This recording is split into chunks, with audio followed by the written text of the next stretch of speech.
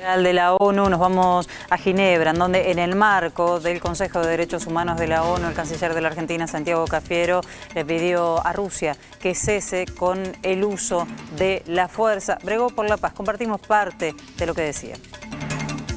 La comunidad internacional no tiene derecho a condenar la preocupación de ningún Estado sobre su seguridad. Tampoco eventuales denuncias por el supuesto incumplimiento de acuerdos preexistentes. Toda preocupación es legítima y en todo caso será materia discutible en una mesa de negociación o en el foro pertinente. Lo que no es legítimo es recurrir al uso de la fuerza y violar la integridad territorial de otro Estado como forma de resolver un conflicto. Las guerras preventivas son condenables porque no son lícitas. Para discutir está la diplomacia. La Argentina reitera a la Federación de Rusia que cese inmediatamente en el uso de la fuerza y condena la invasión a Ucrania, así como las operaciones militares desarrolladas en su territorio. Creo en estas horas de dolor e incertidumbre que debemos apegarnos a la preservación de la vida como el más supremo de los derechos humanos.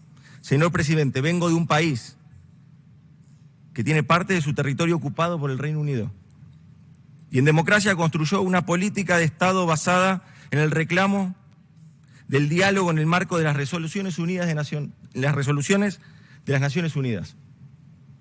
Un país que, con gobiernos elegidos por el pueblo, nunca buscó definir litigios fronterizos por la fuerza. La paz es un horizonte posible.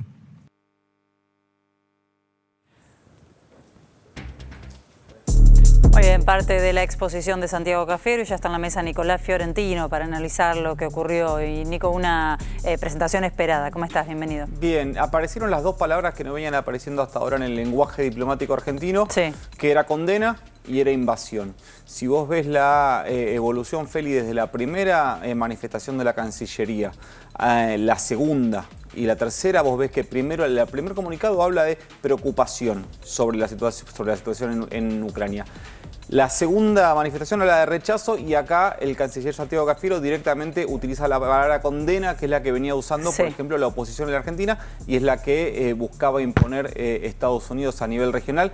Es la palabra que contenía el documento que firmó la OEA el día viernes y que Argentina no suscribió. Y después, si vos vas a la terminología respecto a lo que está haciendo Rusia en territorio ucraniano, arranca hablando de una situación, después habla de una ofensiva militar y ahora ya utiliza la palabra invasión. Ahí, en esas dos evoluciones, podés ver cómo la posición argentina respecto a lo que está ocurriendo en territorio ucraniano fue evolucionando en este sentido y a la vez también me parece que de alguna manera podemos tomarlo como un anticipo de qué va a hacer la Argentina con el documento que seguramente emita la ONU. Esto que escuchábamos recién de Santiago Cafiero es la presentación ante el Consejo de los Derechos Humanos de la ONU, es decir, como si fuese una comisión dentro del total de la ONU. A su vez, en simultáneo está reunida después de 40 años, para que tengamos idea de la relevancia que está teniendo este conflicto bélico ahí en el territorio ucraniano, se está reuniendo de urgencia la Asamblea General de la Organización de Naciones Unidas, es decir, los 193 países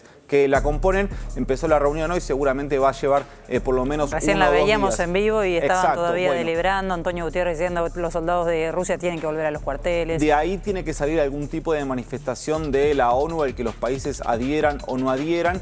Por la información que hay hasta ahora, lo que se trabaja es un documento muy duro, muy crítico, condenatorio a la invasión. Otra vez las palabras condena y otra vez invasión.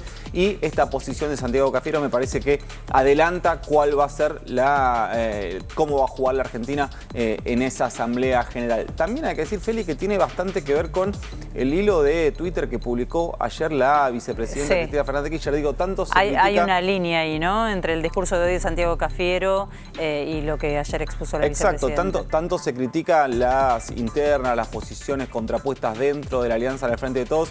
En este caso, más allá de las lecturas que se quieran hacer, que vamos a ver si una foto, si se favoreció o no la relación con Putin, Putin. Hay que decir que en los términos concretos, la Argentina en 2014, cuando Rusia avanza sobre Crimea y termina anexando a Crimea a su territorio, condenó no solo la decisión de Rusia de ir por ese territorio, sino que rechazó lo que en ese momento era un referéndum que se puso a votación en Crimea. Yo sé que esto puede ser un poco enredado, pero digo, en Crimea sí. se instaló un referéndum, se le preguntó a las personas que vivían ahí si querían ser territorio ucraniano o no.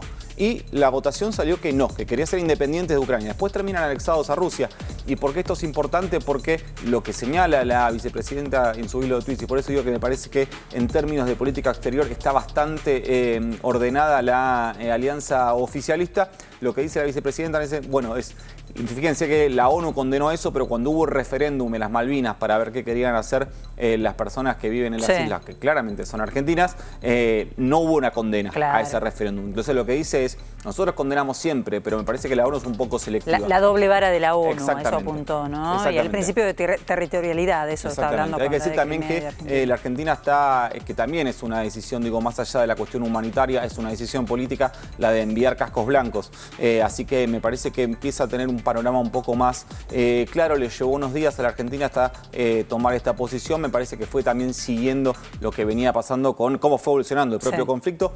Teniendo en cuenta otra cosa, Feli, que no es menor, la Argentina no solo es la presidencia, tiene la presidencia pro tempore del Consejo de Derechos Humanos de la ONU, sino que además tiene la presidencia pro tempore de la CELAC.